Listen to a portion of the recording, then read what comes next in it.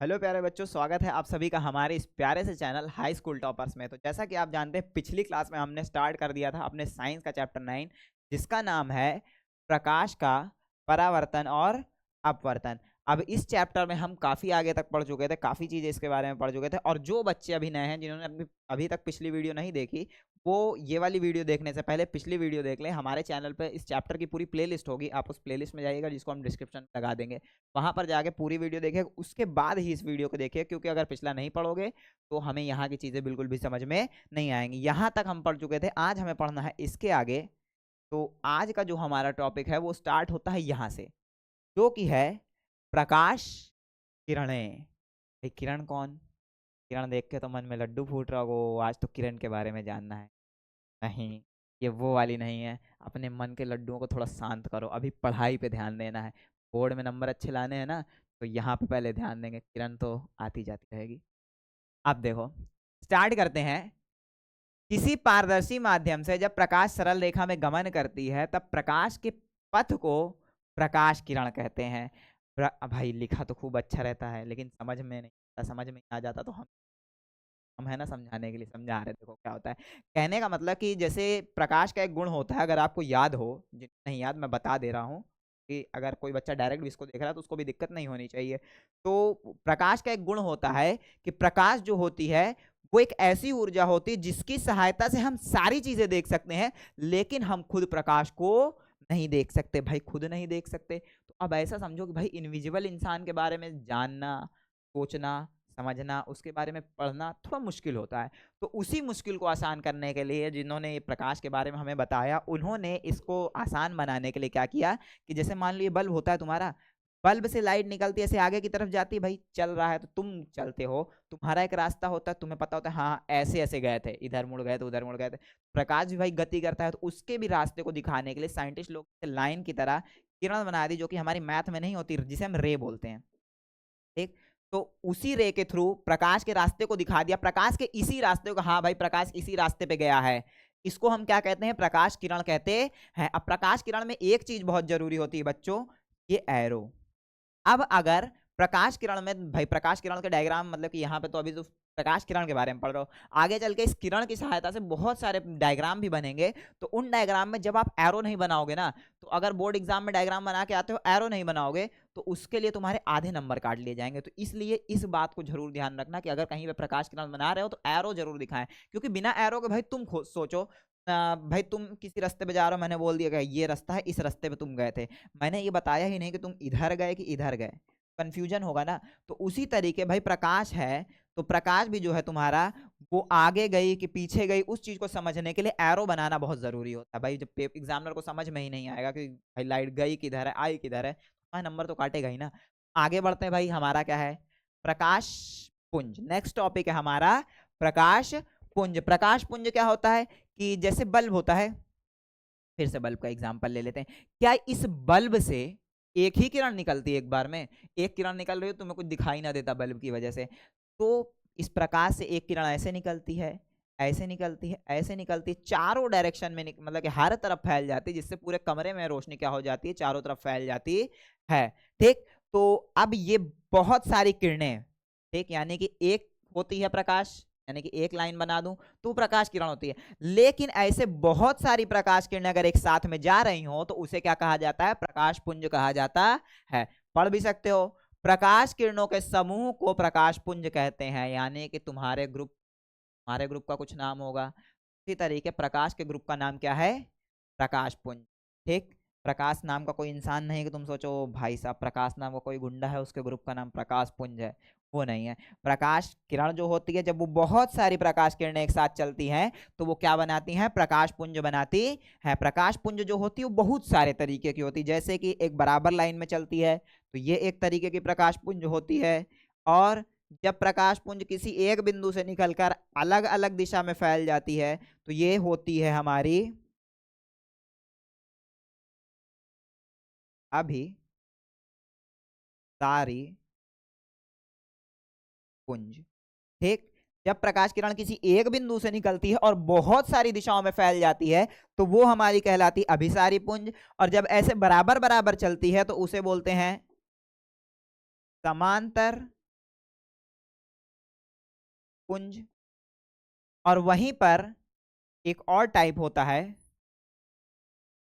को बनाने के लिए इसको थोड़ा सा इरेज करते हैं, कि वहां पर क्या होता है कि अलग अलग दिशाओं से प्रकाश किरण आती है और किसी एक बिंदु पर इकट्ठा हो जाती है। तो इस तरीके की प्रकाश किरण पुंज को कहते हैं अपसारी पुंज। तीनों का एग्जाम्पल भी देख लेते हैं भाई। अभिसारी किरण पुंज, जैसे कि बल्ब होता है तुम्हारा, एक पॉइंट पे बल्ब जलता है, चारों डायरेक्शन में लाइट फैल जाती है, तो वो तुम्हारा अभिसारी होता है। समांतर क्या होता है, लेजर लाइट जलाई, लेजर लाइट एकदम बराबर बराबर में वहां से लाइट निकलती है, तो वो समांतर पुंज होता है। तीसरा होता है अपसारी पुंज। अपसारी पुंज क्या होता है, कभी कोई शो देखा है जैसे कपिल शर्मा शो रहता है, उसमें कोई नया इंसान आता है तो वो चारों तरफ से लाइट निकालते हैं, एक पॉइंट पर जहां पे वो नया इंसान आ रहा होता है वहां पर फोकस कर देते हैं, हम फोकस लाइट बोलते हैं। अलग अलग डायरेक्शन से लाइट आई ना, किसी एक पॉइंट पर मिली, तो इस तरीके की प्रकाश किरण पुंज को क्या कहते हैं, अपसारी पुंज कहते हैं। अब इसमें से ये वाला और ये वाला, इसका नाम याद रखना अच्छे से, आगे चल के ये हमारा काम आने वाला है, ठीक। और कंफ्यूजन नहीं होना, क्योंकि कंफ्यूजन इसमें बच्चों को बहुत रहता है कि भाई कभी कभार अपसारी की जगह अभिसारी लिख देते हैं, अभिसारी की जगह अपसारी लिख देते हैं, तो दिक्कत हो जाती है। नाम याद रखना, फैलना मतलब अभिसारी, और अगर एक जगह पर इकट्ठा हो रहा है तो उसका मतलब अपसारी होता है, ठीक है। अब हम आते हैं आगे। जब आगे आएंगे तो हमारा जो नेक्स्ट टॉपिक है वो आता है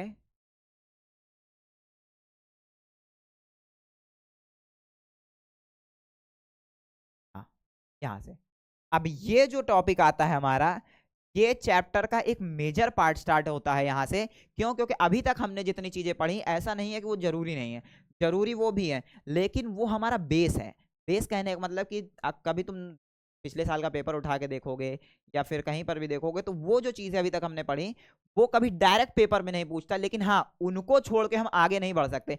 वही हमारा बेसिक होता है इस चैप्टर का, अगर उनको पढ़ेंगे तभी आगे की चीजें आ पाएंगी, वरना आगे की चीजें नहीं आ पाएंगी। लेकिन यहाँ से क्या होता है, हमारा पेपर में आने वाले जो डायरेक्ट क्वेश्चन है वो यहाँ से स्टार्ट होता है। तो उस चैप्टर का जो सबसे पहला मेजर टॉपिक है वो हमारा क्या है, प्रकाश का परावर्तन।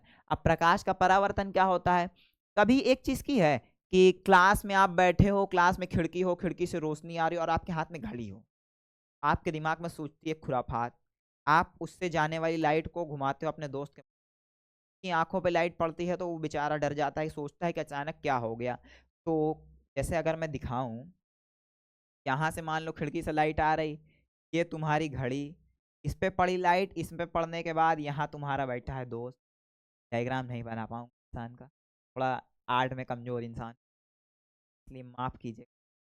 देखो, यहाँ से आई लाइट, यहाँ पे तुम्हारी खिड़की है, खिड़की से पड़ी तुम्हारे घड़ी पे, घड़ी पे पड़ने के बाद गई तुम्हारे दोस्त आंखों पे। तो यही जो घटना है ना, ये जो तुम खुराफात करते हो, ये जो मस्ती करते हो, ये मस्ती मस्ती में तुमने एक चीज पहचान ली, क्या ये है हमारा प्रकाश का परावर्तन। यही होता है कि कहीं से प्रकाश आती है, आने के बाद किसी चिकने और चमकदार तल पे पड़ती है, जैसे कि ये, इसे जैसे मान सकते हो शीशा हो गया तुम्हारा, ठीक।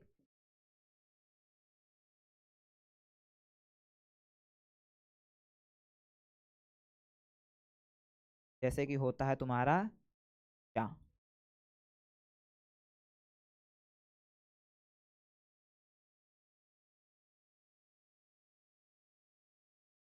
क्या होता है, शीशा। अब जैसे ये शीशा होता है, प्रकाश आती है, आने के बाद इस पर टकराती है, टकराने के बाद फिर से पलट के चली जाती है। इस घटना को हम क्या कहते हैं, प्रकाश का परावर्तन कहते हैं। यानी कि शीशा हो, उस पे लाइट आए, आने के बाद टकराने के बाद चली जाती है ना दूसरी तरफ मुड़ के, तो इसी घटना को क्या कहा जाता है, प्रकाश का परावर्तन कहा जाता है। जो कि यहाँ पर भी होता है, यहाँ खिड़की से लाइट आती है, शीशे पे तुम्हारे घड़ी के वहां पे पड़ती है, वहां से पड़ने के बाद टकराने के बाद तुम्हारे दोस्त की तरफ मुड़ जाती है प्रकाश की। इसी घटना को क्या कहा जाता है, प्रकाश का परावर्तन कहा जाता है, ठीक। अब यही जो प्रकाश का परावर्तन है, इसी के कारण हमें हर एक वस्तु दिखाई देती है। जैसे कहने का मतलब, मैं पहले ही बताया था, सबसे पहला टॉपिक ही था, कोई वस्तु हमें कब दिखाई देती, जब प्रकाश आती आने के बाद उससे टकरा के वापस हमारी आंखों पे जाती है। तो यही तो है ना, प्रकाश आई, आने के बाद टकरा के तुम्हारी आंखों पर गई, तब जाके तुम्हें कोई चीज दिखाई देती है, वरना दिखाई नहीं देगी। तो यही प्रकाश का परावर्तन जो है, उसी के कारण हमें हर एक चीज दिखाई दे रही है। अब जैसे भाई एक चीज और ध्यान दिमाग में आता है, यहां पर देख सकते हैं लिखा भी हुआ और मैंने भी बताया कि जब प्रकाश की किरण किसी चमकीले सतह या परावर्तक पृष्ठ, यानी कि जैसे एग्जांपल में शीशा ले लिया, शीशे पे पड़ती है, उसके बाद टकराने के बाद जाती है, तब हमें दिखाई देती है। अब मैंने एक ये बोला कि भाई शीशे चिकने चमकदार तल पे पड़ेगी, तब जाके दिखाई देगा, पलटे मतलब पलट के जाएगी, प्रकाश का परावर्तन होगा। लेकिन वहीं पर मैंने एक दूसरी चीज भी बोली कि भाई जब मेरे ऊपर भी लाइट पड़ रही है या तुम्हारे ऊपर भी लाइट पड़ रही है, तब जाके तुम्हें मैं दिखाई दे रहा हूं, मेरे ऊपर से भी प्रकाश का परावर्तन हो रहा है। तो भाई कोई भी इंसान या मान लो तुम्हारे घर के अगल बगल की दीवार है, वो तो चिकना चमकदार तल नहीं है, शीशे जैसा नहीं है, पे से कैसा परावर्तन हो गया। तो ये जो प्रकाश का परावर्तन है, वो हम सिर्फ ऐसा नहीं कह सकते कि सिर्फ चिकने और चमकदार तल पे होता है, वो बस एक आइडियल कंडीशन यानी एक फिक्स स्थिति को मानने के लिए क्या मान लेता है, चिकना और चमकदार तल मान लेता है। वरना हम सिर्फ ये नहीं कह सकते कि सिर्फ चिकने और चमकदार तल से प्रकाश का परावर्तन होगा। प्रकाश का जो परावर्तन है वो हर एक तरीके की सतह से होता है, चाहे वो चिकना हो, चाहे चमकदार हो, चाहे कितना भी उबड़ खाबड़ हो, प्रकाश का परावर्तन वहां से होगा ही होगा। जैसे कि देख सकते हो कि जब चिकना चमकदार एकदम बराबर से तल होता है, तो लाइट आती है, टकरा के चली जाती है, बिल्कुल बराबर बराबर में, एकदम अच्छे बच्चों की तरह, जैसे स्कूल से निकलते हैं, निकलने के बाद बराबर बराबर घर चलते, एकदम सभ्य बच्चों की। इस तरीके का परावर्तन जो होता है वो हमारा क्या कहलाता है, रेगुलर रिफ्लेक्शन। और वहीं पर जो हमारा, जब मान लो ये खुरदुरा सरफेस है, अब यहाँ पर ये बच्चे बदमाश हैं, बिल्कुल आपकी तरह और मेरी तरह भी, ये स्कूल से निकलते हैं, एक तो चला गया इधर घूमने पार्क, एक यहाँ से निकला तुम्हारे साथ पार्क गया, उसके बाद घर गया, एक तो बिल्कुल अलग निकल गया ने। तो इस तरीके के शरारती बच्चे जो होते हैं, वो जिस तरीके का परावर्तन करवाते हैं, वो हमारा क्या कहलाता है, डिफ्यूज रिफ्लेक्शन, या फिर हम इसको बोलते हैं असमान परावर्तन। ठीक, यानी कि एकदम बराबर बराबर से आना हमारा रेगुलर रिफ्लेक्शन कहलाता है, और वहीं पर आके जिसकी जिधर मर्जी हो वो उधर की तरफ मुड़ जाए लाइट, तो इस तरीके का परावर्तन हमारा डिफ्यूज रिफ्लेक्शन कहलाता है। ठीक है, तो आगे बढ़ते हैं। नेक्स्ट जो टॉपिक है हमारा वो है प्रकाश का परावर्तन के नियम। प्रकाश के परावर्तन के नियम क्या होते हैं भाई? जैसे मैंने बताया कि एक आइडियल कंडीशन मानने के लिए, हम क्या कर ले लेते हैं, एक चिकना चमकदार तल। तो वो चिकना चमकदार जो तल होता है वो लेने की एक ही वजह होती है कि हमें क्या करना रहता है, प्रकाश के परावर्तन के नियमों को प्रूव करना रहता है।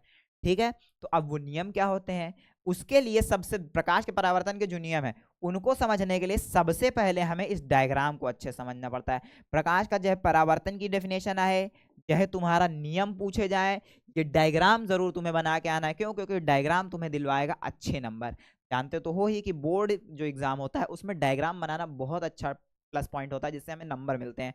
तो अगर चाहे परावर्तन की परिभाषा पूछे, चाहे परावर्तन के नियम पूछे, चाहे दोनों ही पूछ ले तुमसे एक साथ, तो उसके साथ ये डायग्राम जरूर बना के आना। ठीक है, तो डायग्राम होता क्या है, जैसे मान लो कि ये प्रकाश की किरण आई, ठीक, ये आ रही है, ये किसी चिकने चमकदार तल शीशा दर्पण में क्या कर रही है, पड़ रही है। अब जैसे शीशा देखे होगे तुम कभी कभी, तो शीशे के पीछे एक साइड पॉलिश रहती है, एक तरफ से तुम मुंह देखते हो ऐसे, ये पीछे पॉलिश वाला, इधर से तुम देखते हो, तो जो पॉलिश रहती है साइड, उसको ऐसे डैश डैश करके बनाया जाता है, इसका मतलब होता है पॉलिश साइड। ये वाला जिधर भी डैश बना हो वो हमारा क्या होता है, पॉलिश साइड होता है। तो यानी देख सकते हो शीशे पर लाइट आई, आने के बाद टकराई इस बिंदु पर, इस बिंदु से टकराने के बाद वापस चली गई। ठीक है, ये हो गया। अब क्या करो, जैसे मान लो ये शीशा है, इससे लाइट आने के बाद टकराई, इस पॉइंट पर टकराई। अब मैं इस पॉइंट पर चीजों को समझने के लिए क्या करूं, एक बिल्कुल सीधी सीधी ऐसे लाइन खींच दूं 90 डिग्री पे, जिसे हम बोलते हैं। तो उस लाइन को बोला जाता है,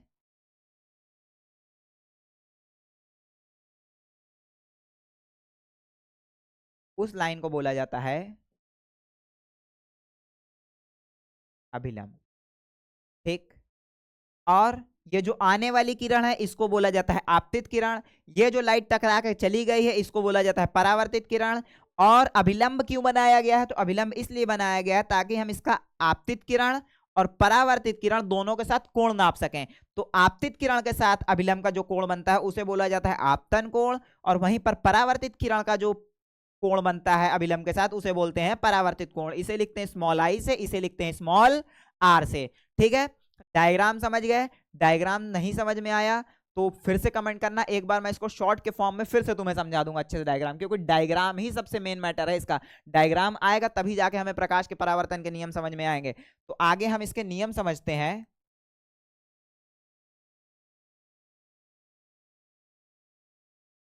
एक मिनट।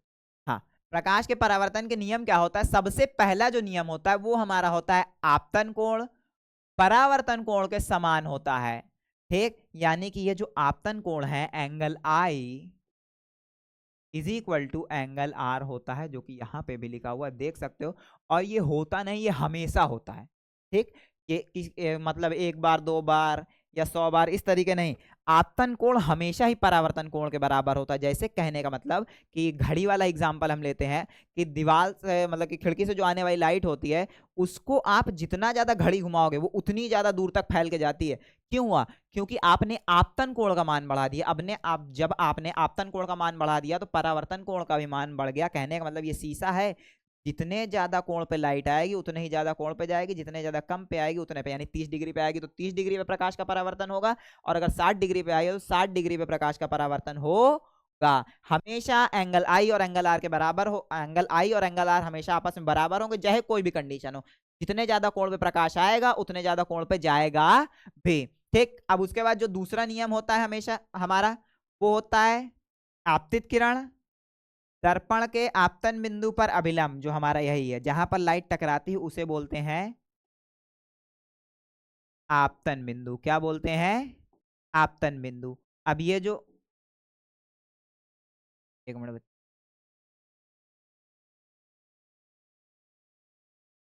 जो हमारा ये क्या है आपतन बिंदु। जहां पर लाइट टकराती है उसे बोला जाता है आपतन बिंदु। वही मैंने बताया, जैसे कि यहाँ पर लाइट टकरा रही है तो इसी बिंदु पर ना अभिलंब खींचो, बिल्कुल सीधी सीधी लाइन, तो वही लिखा हुआ दर्पण के आपतन बिंदु पर अभिलंब और परावर्तित किरण सभी एक तल में पाई जाती हैं।